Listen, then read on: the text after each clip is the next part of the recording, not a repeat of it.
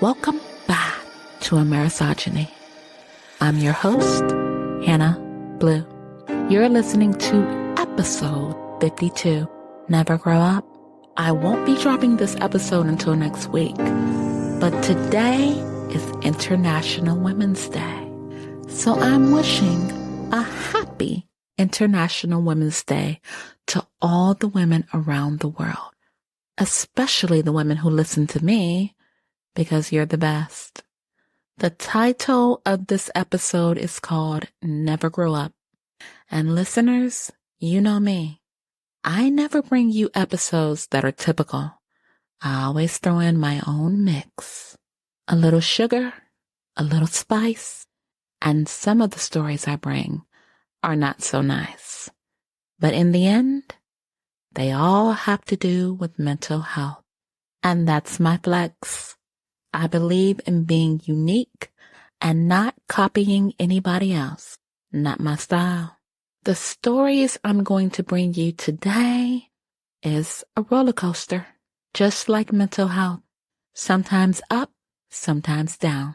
No matter how you're feeling today, even in the darkest of days, at the end of the tunnel, there's light and joy comes in the morning. Listeners, I know you're ready to rock. So let's get going. Our first stop, we're going to Nagoya, Japan, 1955, to talk about a great man, Akira Toriyama, the creator of Dragon Ball, Dragon Ball Z, Dragon Ball Super, Sandland, and more. Listeners, he is passed at the age of 68. In my previous episode, Nostalgia Mania, I talked a little bit about anime. Toriyama was an anime king. When you say the name Goku, most people know exactly who you're talking about. And why? Some of them grew up with him. Dragon Ball Z came out in 1984. Anime has been a huge part of my life since I was a girl. He passed away on March 1st. A statement of his passing was shared on the official Dragon Ball Z website.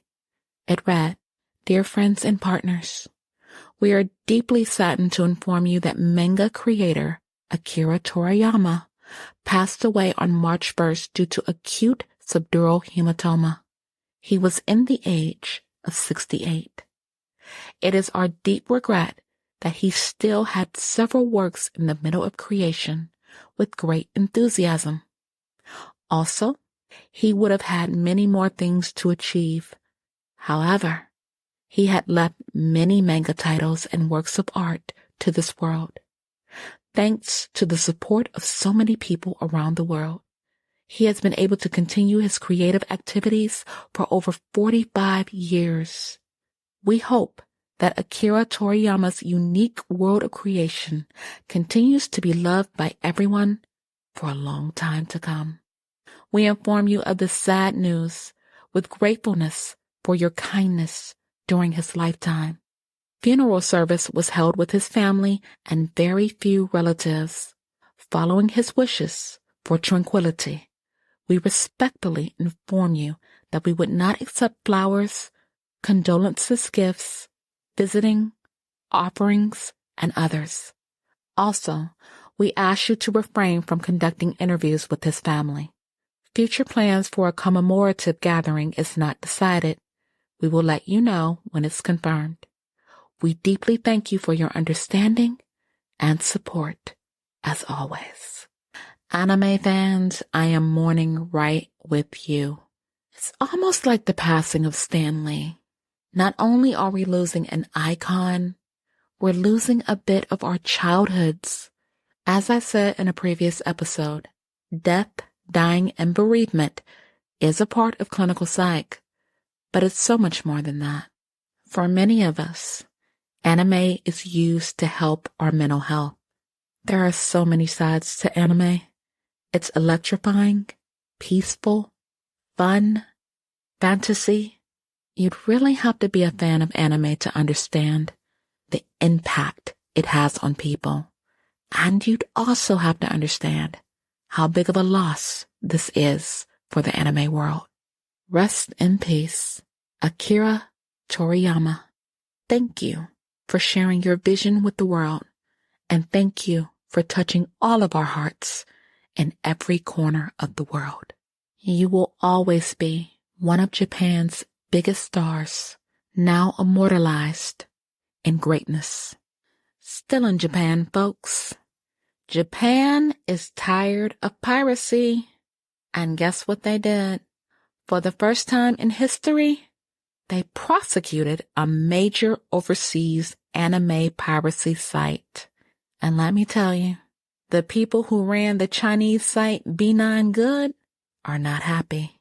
On March 4th of this year, CODA, which is the Content Overseas Distribution Association, announced that the operators behind B9 Good were prosecuted for copyright infringement. And when I tell you they were making some money off of this site, 45,880 anime were illegally posted to the site. Now, people weren't clucking their tongues and saying, "Oh my God, that's a shame, I'm not going to watch," because over 300 million accesses to the site was in full force. 95% of the content came from Japan. Again, the site was Chinese. However, it was aimed at Japanese viewers. They knew anime was big in Japan. They just followed the money. But since there's no such thing as a free lunch, they had to pay up for what they ate. Japan took a huge bite out of their asses. The operators were named A, B, C, and D. Now that's hilarious. Operator A received 3 years in prison, suspended for 3.5 years, and was hit with a fine of 1.8 million yuan. That is $250,000 in the U.S. His home, worth 550,000 US dollars, was also seized, and rightfully so. It was financed through the site. I know operator A is MADAF. To me, he got a slap on the wrist because he was a first-time offender. Operator B was a woman. She's not having a happy International Women's Day, is she? Now, she was paid by Operator A and uploaded anime to the site. She received a 1-year sentence, suspended for 1.5 years. Operator C was a man, and he got off very easy. No prison time. Operator D, another woman, was also paid to upload pirated anime content. Now, she received 8 months in prison and suspended for 1 year. So really, none of these people went to prison, but you see how the men got the women to do their dirty work? Sneaky, wicked, tricksy, false, and misogynistic. Now, this has been a long time coming, but as the great Sam Cooke said, a change gonna come. And it would have come sooner. But B9 Good changed their domains 3 times, from Blue 920 to B9DM to B9 Good. And even though B9 Good was riding high, they're not the world's biggest anime piracy site. That's Anawatch. And Anawatch has also changed their name from 0.22 to Anawatch. And now it's High Anime. Now, B9 Good and Anawatch were so notorious, even our government has them on their watch list as the most notorious piracy sites in the world. And CODA says, we ain't done. CODA plans to annihilate all unauthorized use of Japanese content. Our next stop, Columbus, Ohio. My sister is very intelligent and thought-provoking. Sometimes she gives me piping hot tea, and I decide to share it with you guys. Now, She was going somewhere with the kids, and she told me about a neighbor who was very sweet, and they struck up a friendship because the neighbor is a very good person. Well, as she was walking to her car, she saw a group of kids with their mother, and the kids simultaneously knocked on her neighbor's door, and the mother did as well. And what did they do after? They ran, the kids and the mother. My sister said the kids and their mother were white. Her neighbor is black. So my sister stopped and stared at them. She said the kids got scared. Of course they did, because they knew what they were doing was wrong. But the mother pasted on a fake smile, walked up to them, and told my niece, "Oh, I like your hair," which was a lie, and they all knew it. I thought that was a very ignorant thing to do. And I'll tell you, kids learn racism not from schools, not even from their friends. They learn it primarily from their parents. Here is a woman with children, not a young woman at that, teaching her kids to terrorize others. And my sister said what she did was called N-word knocking. Now, I'm not going to say the N-word with a hard R, and I'll tell you why. There are some people who believe that just because some, I'm emphasizing some, Black people use the N-word, that they should use it too. I think this is very ignorant, because they are ignoring the fact that the N-word, especially with a hard R, when said by a non-person of color, has a different meaning. Let me break it down for you. If you are white and you say the N-word, you're not saying it as a term of endearment. You're saying it because it makes you feel powerful. And you can try to BS anybody on the planet, including yourself, but guess what? If you say it, you're racist. I don't care how many Black people say it. And that's just that. But she said it's called N-word knocking. And she sent me a definition. According to hatebase.org, an N-word knock is an English intimidation of Black families by anonymous knocking on their front doors. I tried to find some historical context on it, but couldn't. What I did find is that a lot of people, especially in the South, have adopted this as a term of knocking on someone's door as a prank and running away. My brother-in-law told my sister that someone had been knocking on their door as well, so now she knows who it is. Here's my take. As a mother, doesn't matter what color you are, but as a mother, for you to engage your kids in that type of behavior and you don't correct them, you don't stop them, you participate in the behavior with them, you are a cancer permeating within the minds of your children. Here's the thing. Again, the kids showed shame and embarrassment, but the mother did not. I'm going to be very real with some of you.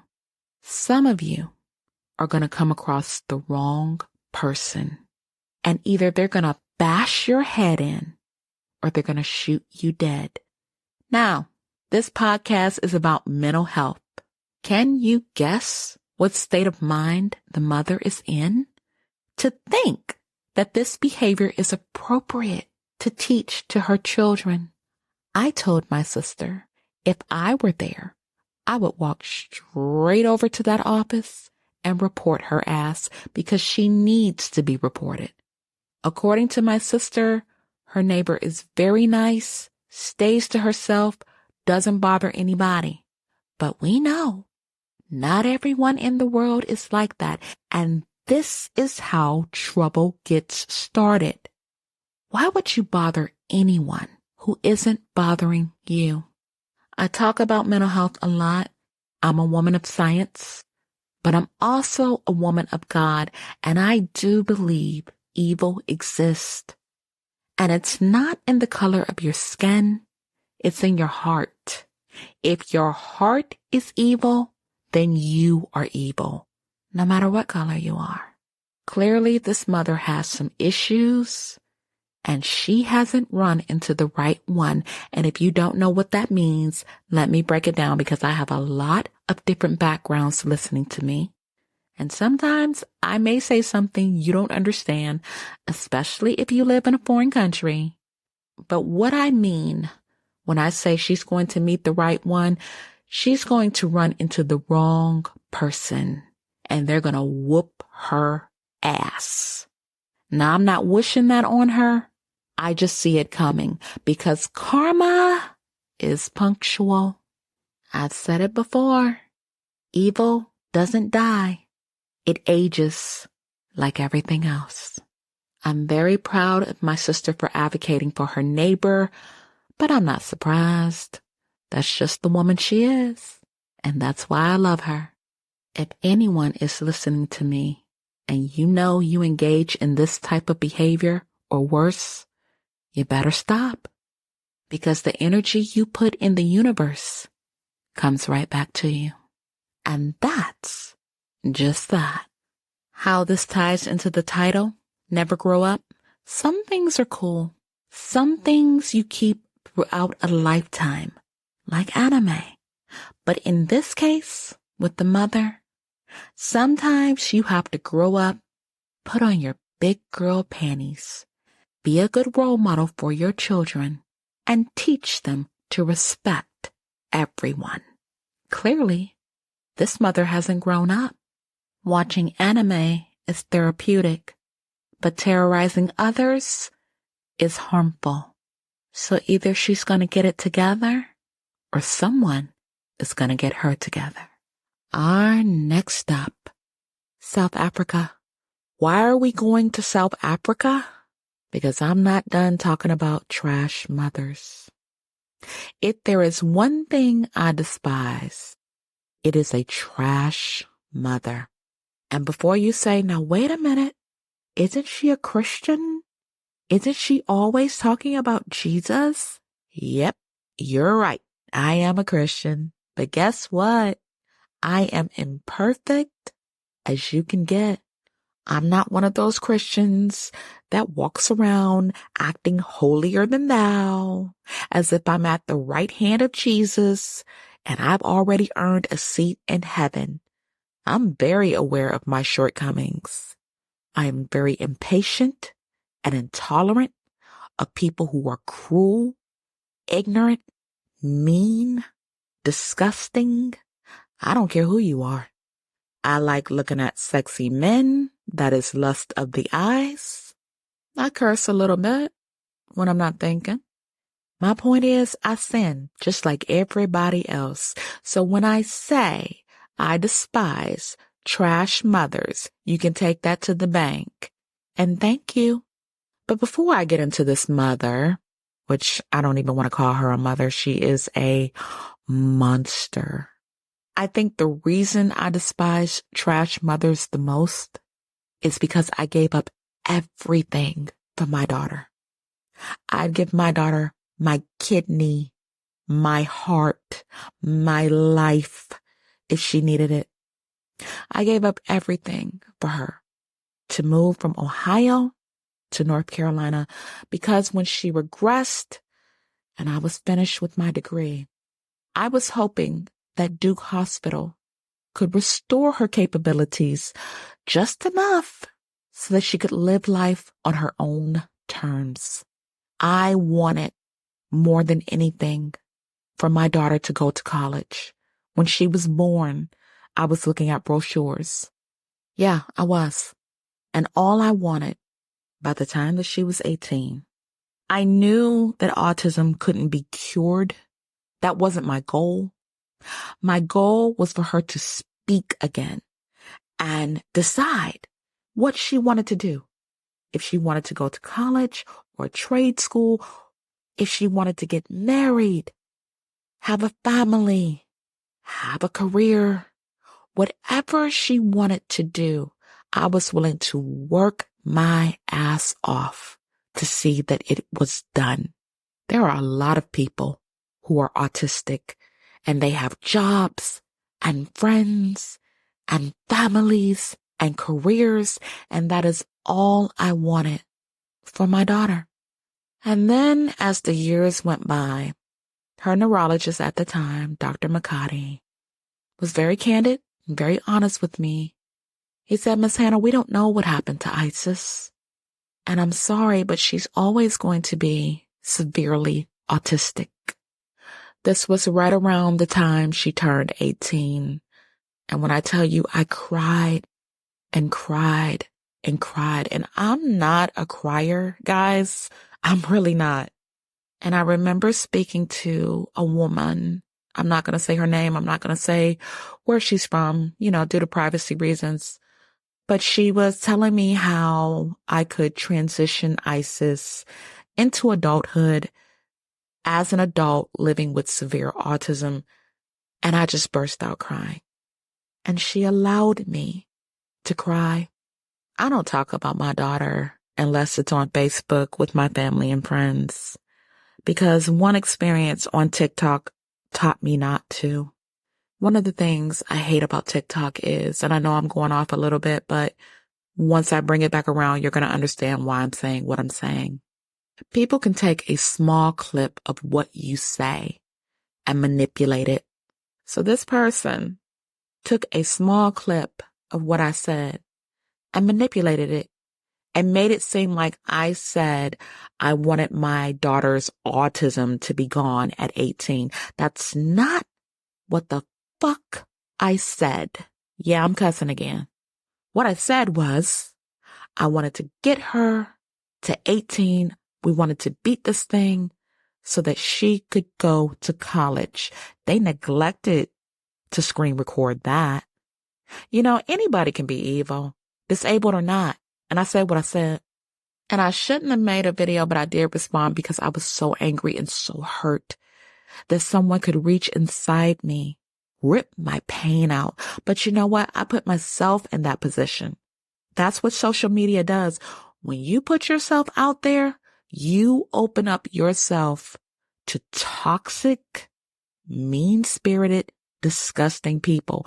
But I do feel comfortable talking about Isis on this podcast.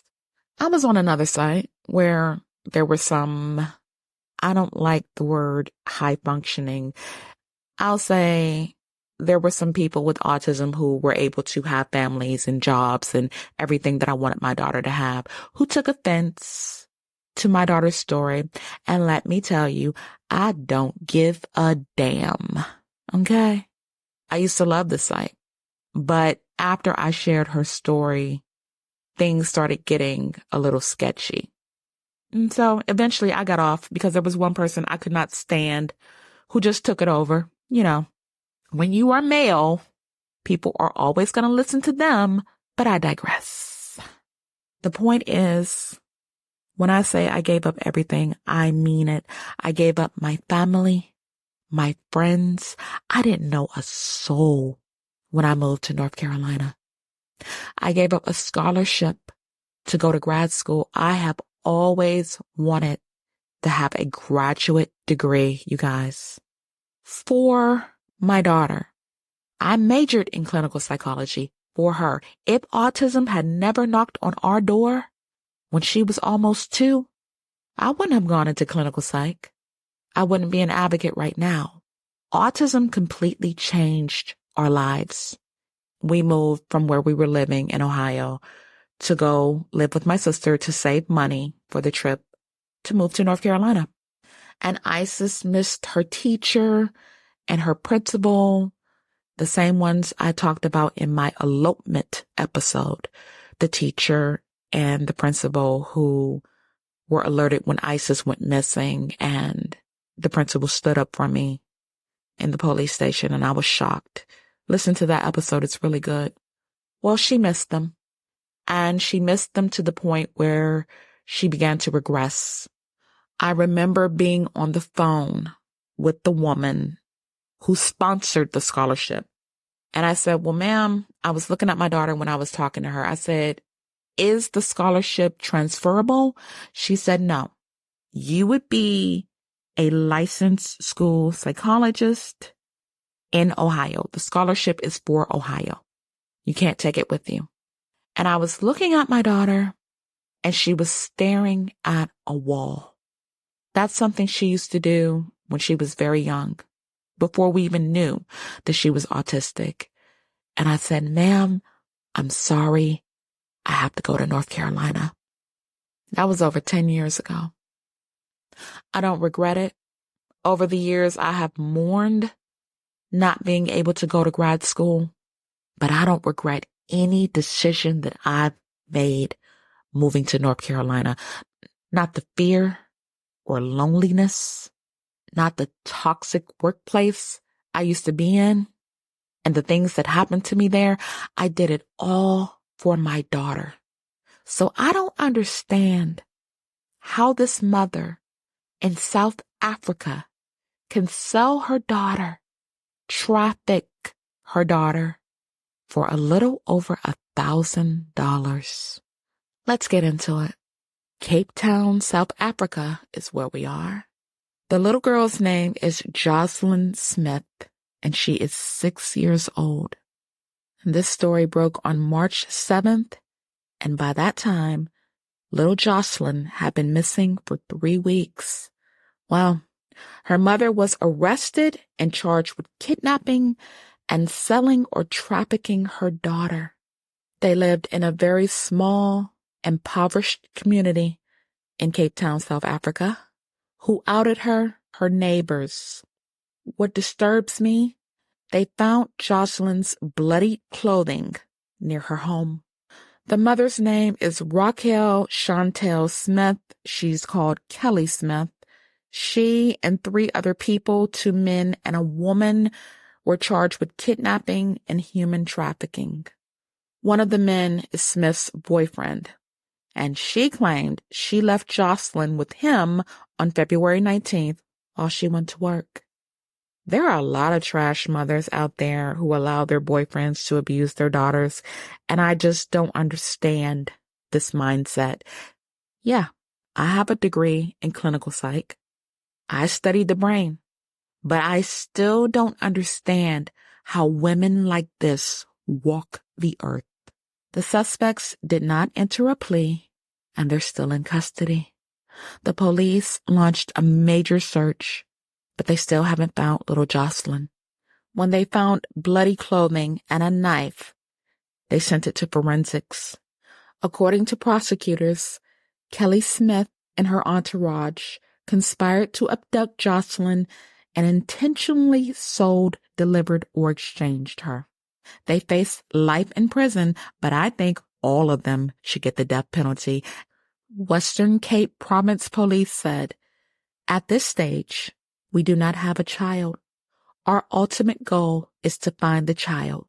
We still want to find that child alive, and I hope they do. But even if they find Jocelyn alive, she's still never going to grow up. And I mean emotionally. Trauma is something that exists with people, sometimes for a lifetime. She's never going to forget what her mother did to her. And in that way, she'll never grow up. I hope she has a chance and have a life despite all this madness. As for her mother, maybe one day I'll be able to pray for her soul, but today is not that day. Today, I hope she rots in hell. Our next stop, Scotland. Here's the story of a man who never grew up, in a sense, because he suffers from PTSD due to the trauma he experienced at a private boarding school. He is Angus Bell. He's 43, and he says he was subjected to sadistic abuse at Loretto in Musselburgh. Bell says this happened in the 90s and that he and other students were exposed to sexual, physical, and emotional abuse. And in 2023, the Scottish Child Abuse Inquiry backed his story. Now I'm going to get into what they found in a minute, but first, let's talk about Mr. Bell. He claims kids were beaten on a daily basis with hockey sticks and cricket bats. He said, "I was a child trapped in a madhouse of violence and sexual and emotional abuse. Even now, decades later, remembering it can make me curl up and cry. I witnessed kids set on fire. We were beaten with hockey sticks and cricket bats daily. I was whipped with belt buckles, thrown down flights of stairs, locked in trunks, strangled. Every day was a cross between the purge and the Running Man. None of this would seem out of place in a torture site, let alone a school that costs families hundreds of thousands of pounds. For me, we're talking about thousands of assaults over more than 2,000 days. It was 8 years in hell." David Stock is a former teacher at Loretto, and he says Bell is telling the truth. Loretto was founded in 1827, and according to Stock, he said he told the officials what was going on at the schools, and after he told, they made his position untenable, meaning he couldn't get tenure, and he was forced to resign and sign a non-disclosure agreement. Stock believes the school covered up the abuse. He said, "If my warnings had been heeded, then the abuse which boys like Angus suffered might have never happened." According to testimony from other victims, the abuse was carried out by older pupils and even teachers. And the abuse, according to the article, was often linked to the fagging system, where younger pupils were effectively servants or fags for older ones. And that is a very derogatory slur for gay males. According to Bell, during the night, you'd be dragged from your bed by up to 14 older boys.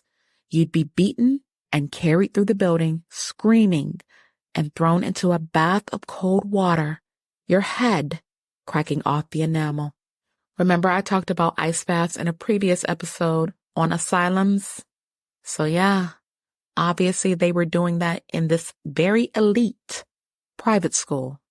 Bell continued, "I was thrown head first off a cliff. My face and spine were stamped on with rugby boots. My nose was broken. My face split open." Bell entered the school as a straight-A student, but eventually his grades plummeted. He had planned to go to Oxford or Cambridge, but barely scraped into any university. In college, he was withdrawn and had severe anxiety. Bell now lives in Canada with his wife and children and has been diagnosed with complex post-traumatic stress disorder. He says, "For 8 years, I was driven to the brink of suicide."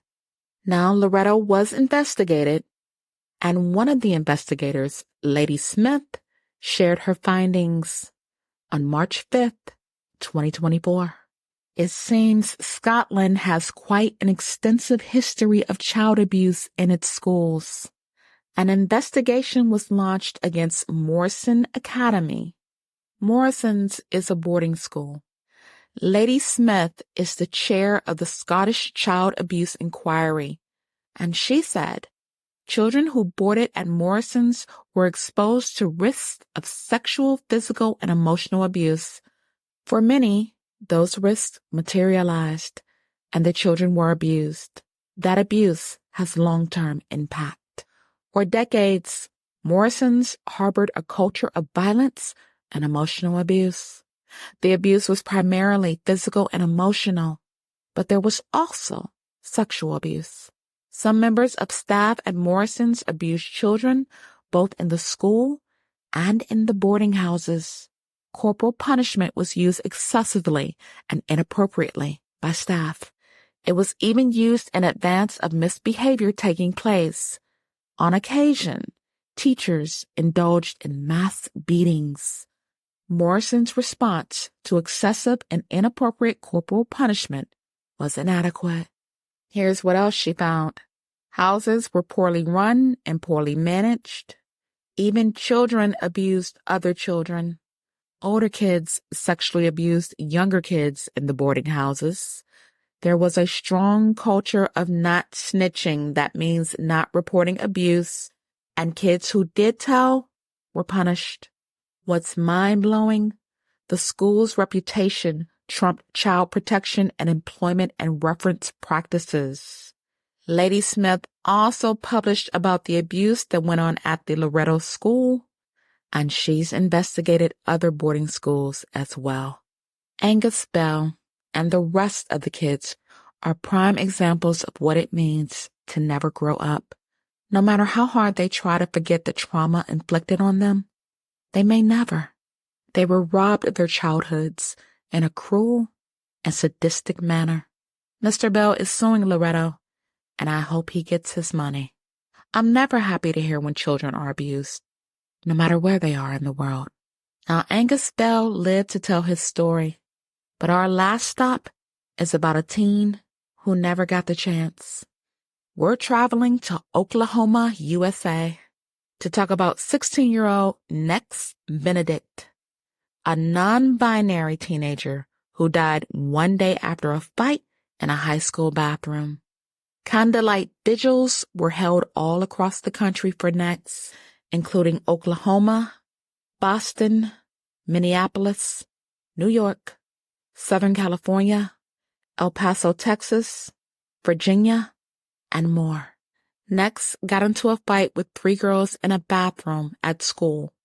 According to police, they attacked Nex for pouring water on them. One day after the fight, emergency responders were called, saying that Nex's breathing was shallow, their eyes were rolling back in their head, and their hands were curled. Nex died on February 7th, and according to his friends and family, he used the he, him pronouns. Nex identified as a trans teen. He lived in Owasso, Oklahoma, was a straight-A student and a talented artist who loved animals. He liked cooking and playing Minecraft. His friends say that he was fiery and adventurous. What's crazy to me, the girls he got into a fight with didn't know him. And why was he in a female bathroom? Because Oklahoma is very against transgender teens.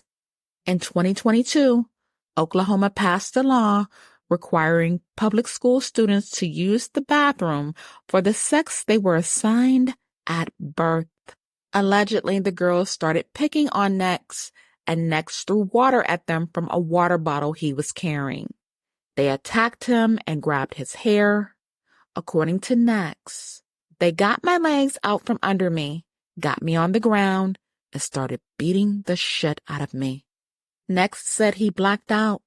According to Sue Benedict, his grandmother and adoptive parent, he was covered in bruises, and despite him being knocked unconscious and video showing him appearing to sway on his feet while walking, no one at the Owasso High School called for medical services or police, and they blamed it on district protocols. So no, they didn't get medical help for Nex.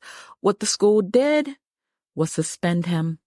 Now, the school says all of the parties involved walked under their own power to the nurse's office, where they were examined and cleared by the nurse.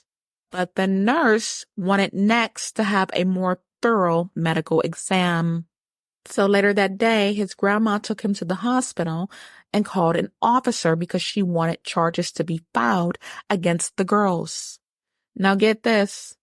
The school's resource officer, Caleb Thompson, discouraged Nex from pursuing the case, telling him that by throwing the water on the girls, he essentially started it, and it was a mutual fight. It was then that Sue decided not to press charges.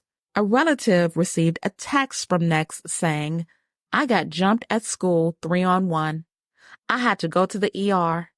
If I'm still dizzy and nauseous in the morning, I might have a concussion." But the next morning, his grandma called 911 because she had found Nex unconscious, exhibiting the symptoms I described previously. Nex returned to the hospital, but was pronounced dead soon after he arrived.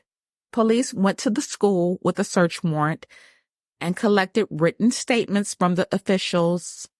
Police have been waffling back and forth. At first, they said all charges will be on the table for the girls who attacked Nex. Then they released a statement that said Nex's death was unconnected to the fight. And then they came back and said the fight has not been ruled out as a cause of death. Owasso Public Schools told the media that they take reports of bullying very seriously and that any bullying accusations are investigated by administrators. But due to their knowledge, there were no reported bullying incidents by Nex or on Nex's behalf during the 2023-2024 school year. I don't believe that for a minute. This was a transgender high school student in a state that is intolerant of the LGBTQ community. Do you actually believe this was the first time ever he had been into an altercation or bullied? That's bullshit.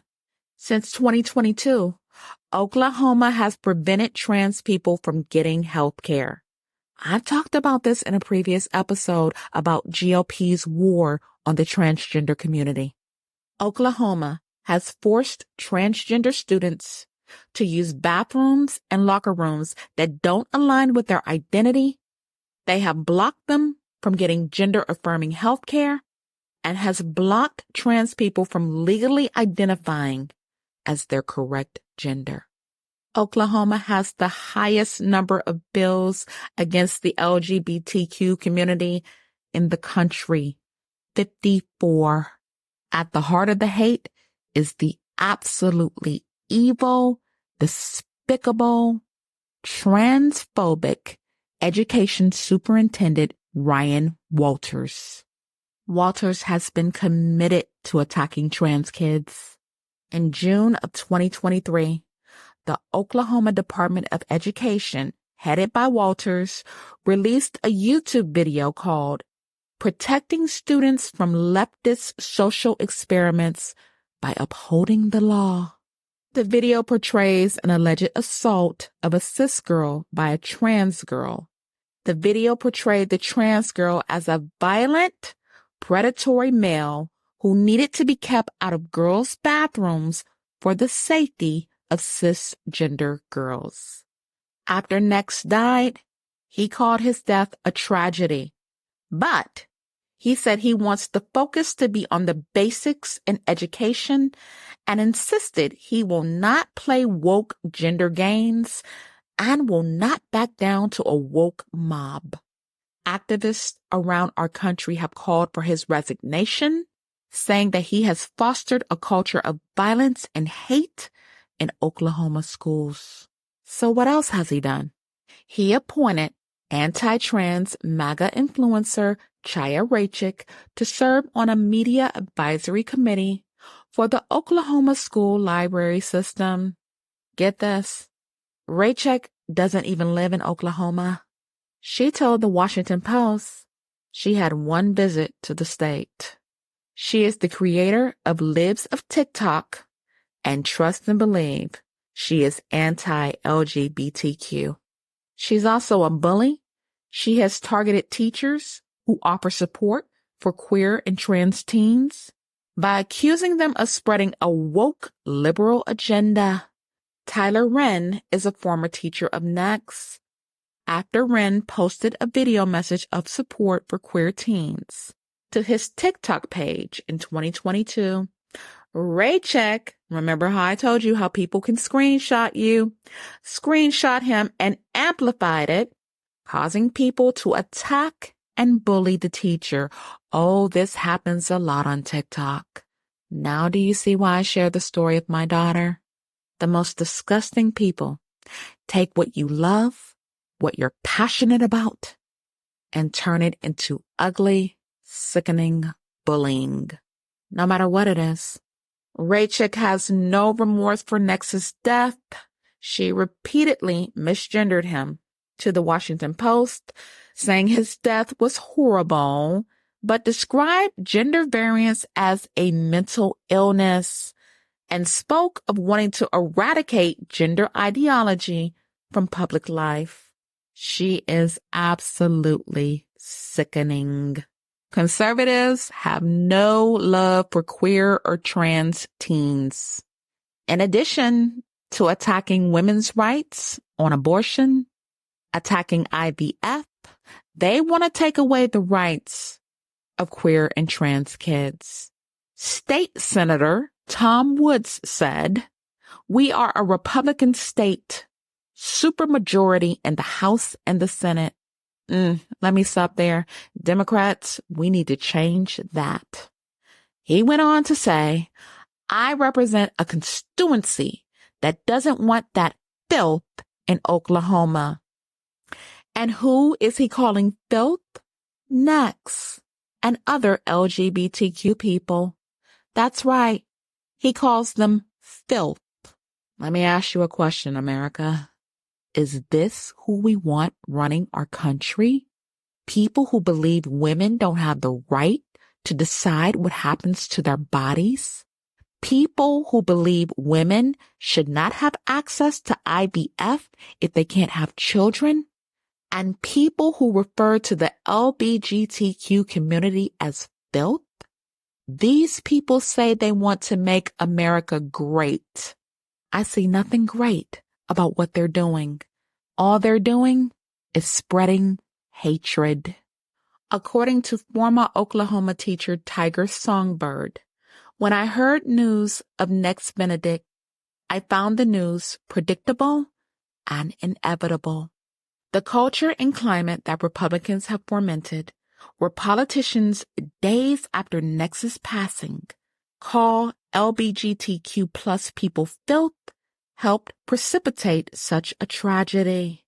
Sonberg said he resigned his position in 2022 after realizing that hate was going to win. The Department of Education has now launched a federal investigation into the death of Nex Benedict.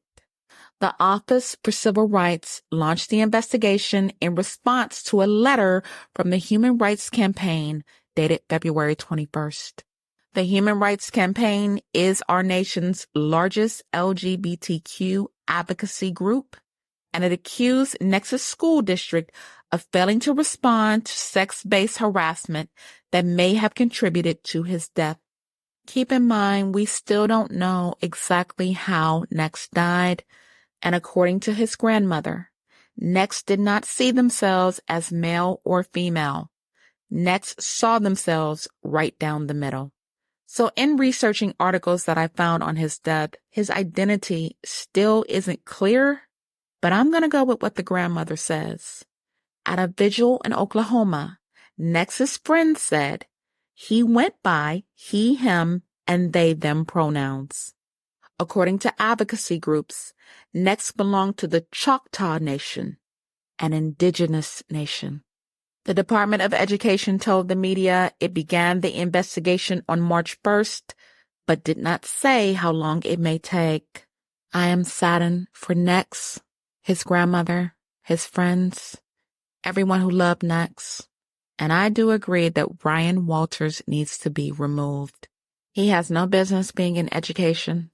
At a state board of education meeting, he said, "Gender fluidity is the most radical concept we've ever come across in K through 12 education," and accused the Biden administration of weaponizing the education department to push gender ideology on kids.